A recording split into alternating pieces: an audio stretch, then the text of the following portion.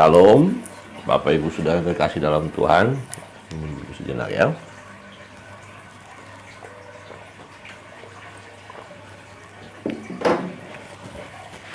Baik, pagi hari ini kita bersyukur oleh kemurahan Tuhan. Kita menikmati hari yang Tuhan berikan kepada kita. Kita melanjutkan pembacaan firman Tuhan dari Galatia pasal 3. Kita mau membahas atau mempelajari firman Tuhan ini secara sebagaimana hukum Taurat Tuhan berikan, dan hukum Taurat itu ya tidak dapat memenuhi atau menggenapi janji Allah kepada Abraham. Artinya janji Abraham itu tergenapi bukan karena melakukan hukum Taurat. Ya, tetapi untuk apa hukum Taurat kalau begitu? Ya, hukum Taurat hanya menuntun sampai kepada satu pribadi, ya, yang janji Allah kepada Abraham itu. Mari kita lihat firman Tuhan. Nah, perikopnya hukum Taurat dan atau janji, hukum Taurat atau janji. Ayat 15 saya baca, ayat 16, Bapak Ibu Saudara yang terkasih dalam Tuhan. Saudara-saudara, baiklah kupergunakan suatu contoh dari hidup sehari-hari, suatu wasiat yang telah disahkan sekalipun ia dari manusia, tidak dapat dibatalkan atau ditambahi oleh seorang pun. Adapun kepada Abraham diucapkan segala janji itu dan kepada keturunannya. Tidak dikatakan kepada keturunan-keturunannya seolah-olah dimaksud banyak orang, tetapi hanya satu orang, dan kepada keturunannya, yaitu Kristus. Maksudku ialah janji yang sebelumnya telah disahkan Allah tidak dapat dibatalkan oleh hukum Taurat yang baru terbit 430 tahun kemudian, sehingga janji itu hilang kekuatannya. Sebab jikalau apa yang ditentukan Allah berasal dari hukum Taurat, ia tidak berasal dari janji, tetapi justru oleh janji Allah telah menggerakkan kasih karunia-Nya kepada Abraham. Kalau demikian, apakah maksudnya hukum Taurat?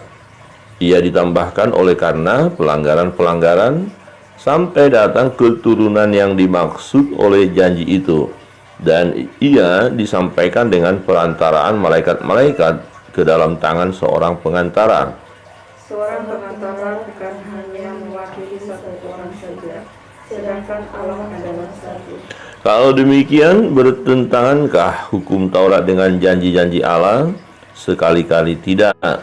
Sebab andai kata hukum Taurat diberikan sebagai sesuatu yang dapat menghidupkan, maka memang kebenaran berasal dari hukum Taurat.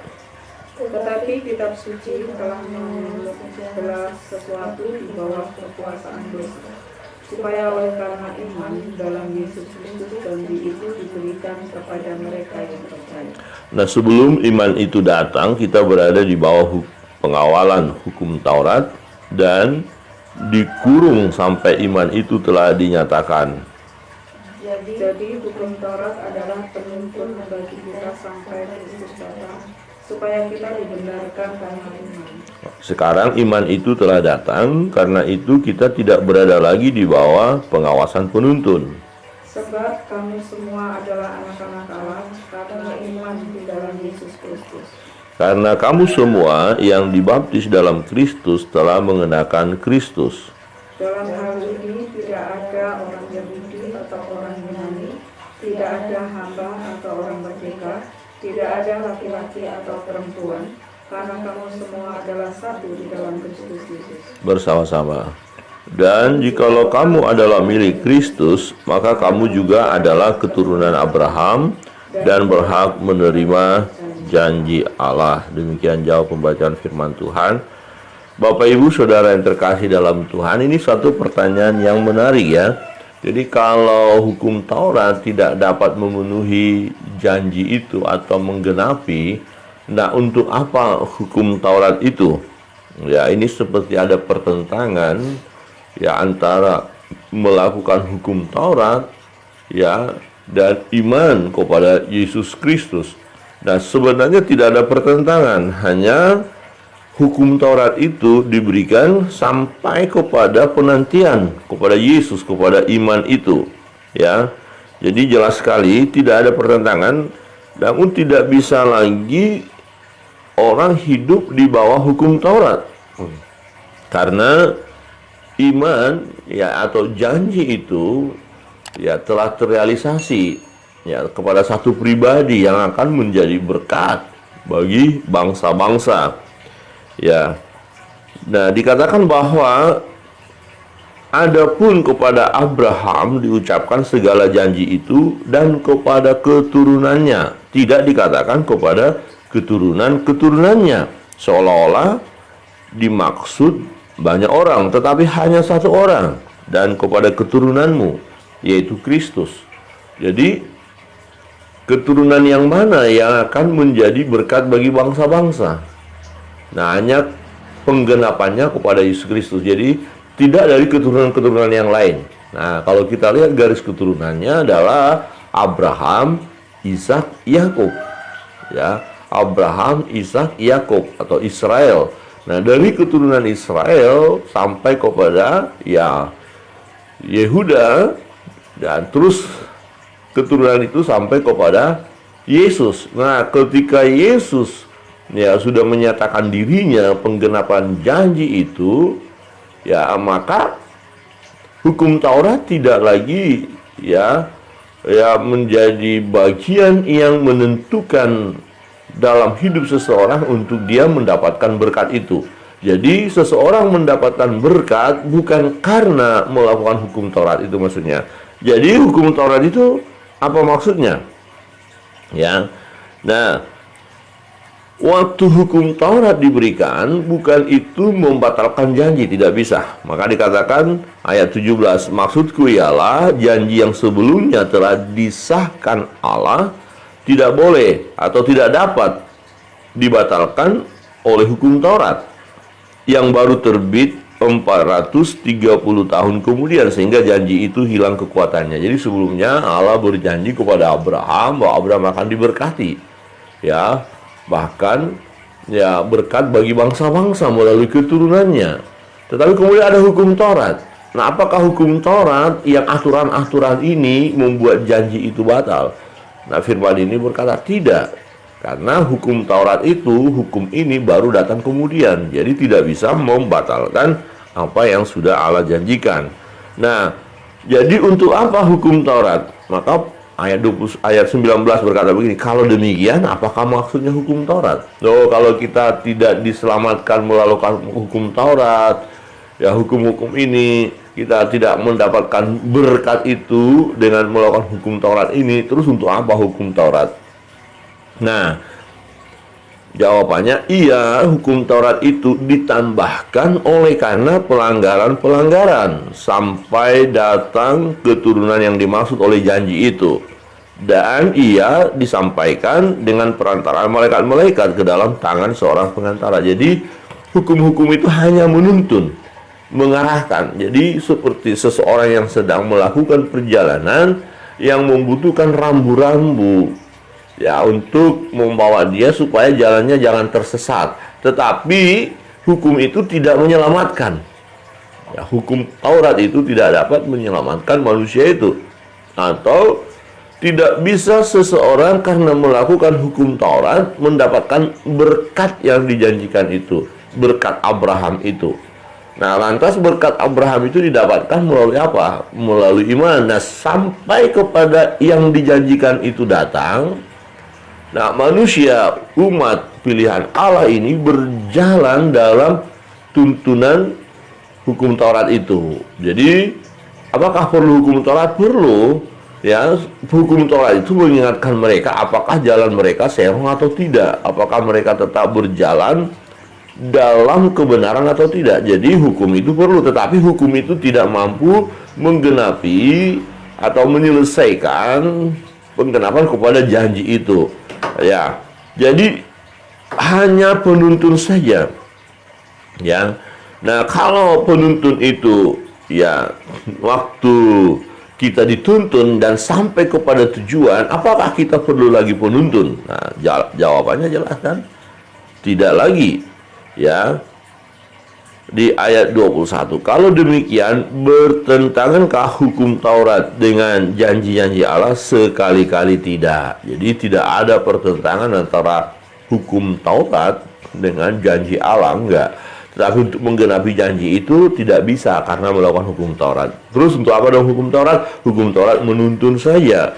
Nah, perhatikan, sebab andai kata hukum Taurat diberikan sebagai sesuatu yang dapat menghidupkan, maka memang benar kebenaran berasal dari hukum Taurat. Nah, ini yang tidak bisa dilakukan oleh hukum Taurat. Ya, dikatakan untuk menghidupkan, untuk menyelamatkan. Ya, tidak bisa. Ya, maka harus menunggu ya satu pribadi yang dapat menyelamatkan manusia. Nah, tetapi kitab suci telah mengurung segala sesuatu di bawah kekuasaan dosa, supaya oleh karena iman dalam Yesus Kristus janji itu diberikan kepada mereka yang percaya. Jadi janji itu akan diterima oleh banyak orang. Janji berkat Abraham. Nah, dengan apa? Melalui iman kepada satu pribadi, iman itu.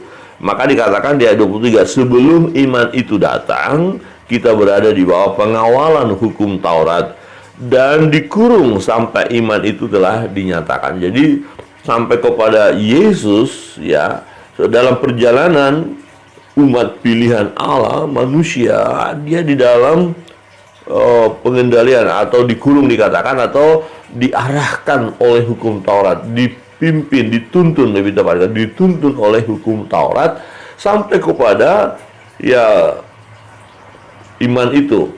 Ya, nah kedatangan iman itu. Nah, apakah sudah datang? Jelas jawabannya sudah, ya. Jadi hukum Taurat adalah penuntun bagi kita sampai Kristus datang. Ya, jadi hukum Taurat itu ya penuntun bagi manusia sampai Kristus datang supaya kita dibenarkan karena iman. Jadi seseorang dibenarkan bukan karena melakukan hukum Taurat, tetapi karena iman. Kepada siapa? Kepada satu pribadi yang dijanjikan itu, yaitu Kristus. Nah, iman itu di ayat 25 dikatakan jelas sekali sudah datang. Sekarang iman itu telah datang. Karena itu kita tidak berada di bawah pengawasan penuntun. Tidak lagi kita berada di bawah hukum Taurat. Jadi kalau segala sesuatu kita lakukan bukan berdasarkan hukum Taurat lagi, tapi berdasarkan iman kita kepada Kristus. Ya, jadi ingat penuntun, hanya menuntun saja. Nah, kira-kira begini, kita melakukan perjalanan jauh, kita tidak tahu jalannya. Kita buka aplikasi Google Map. Nah, akhirnya kita dituntun. Setelah sampai kepada tujuan, apakah kita terus masih menggunakan Google Map itu? Ya tidak lagi, kan sudah selesai. Ya, kita sudah aplikasinya, ya berhentikan. Kita sudah sampai kepada tujuan. Nah, kita sudah sampai dan sudah sampai kepada Yesus Kristus. Nah, maka kita hidup dengan iman. Ya.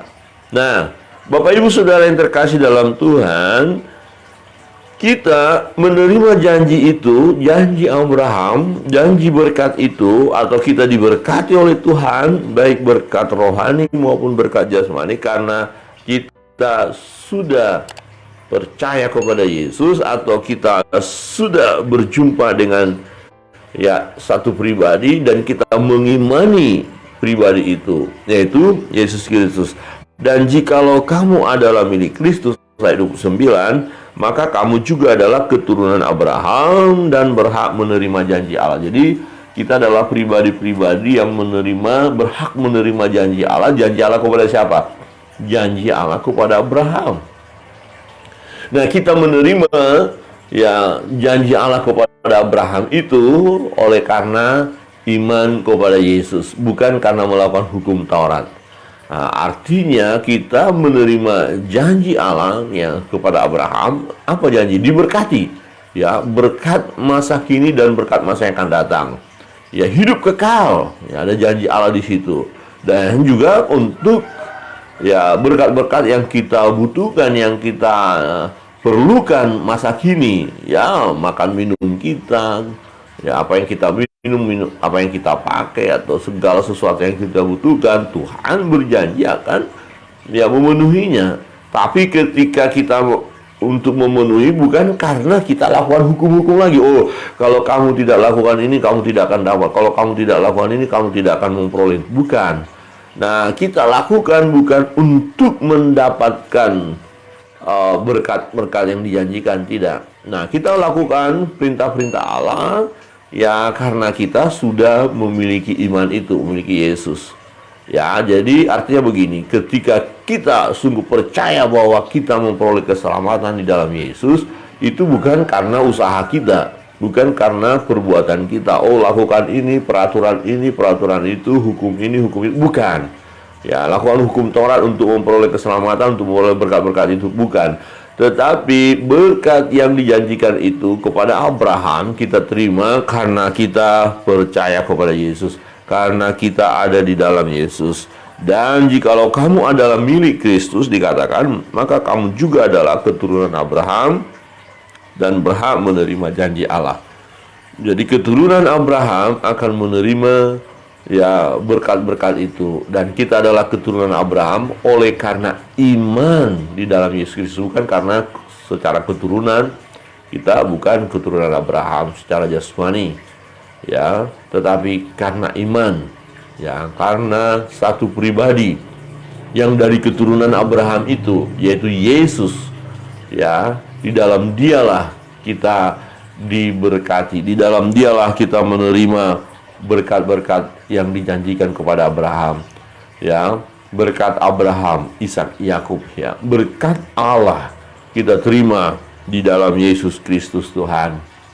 Kiranya kebenaran firman Tuhan pagi hari ini menolong kita untuk senantiasa hidup di dalam kasih Tuhan, kita hidup dalam kasih karunia Tuhan, dan kita bersyukur, ya, kita bersyukur kita dapat ya datang kepada Tuhan. Itu pun karena apa? Karena Tuhan memang memilih kita, bukan kita yang pilih Tuhan, tapi Tuhan Yesus memilih kita dan menyelamatkan kita, bahkan menetapkan kita untuk pergi dan menghasilkan buah. Mari kita naikkan doa-doa kita dengan penuh ucapan syukur bahwa berkat-berkat yang dijanjikan kepada Abraham itu adalah berkat itu juga yang akan kita terima. Berkat ya jasmani dan rohani, berkat masa kini dan masa yang akan datang. Kita naikkan satu pujian.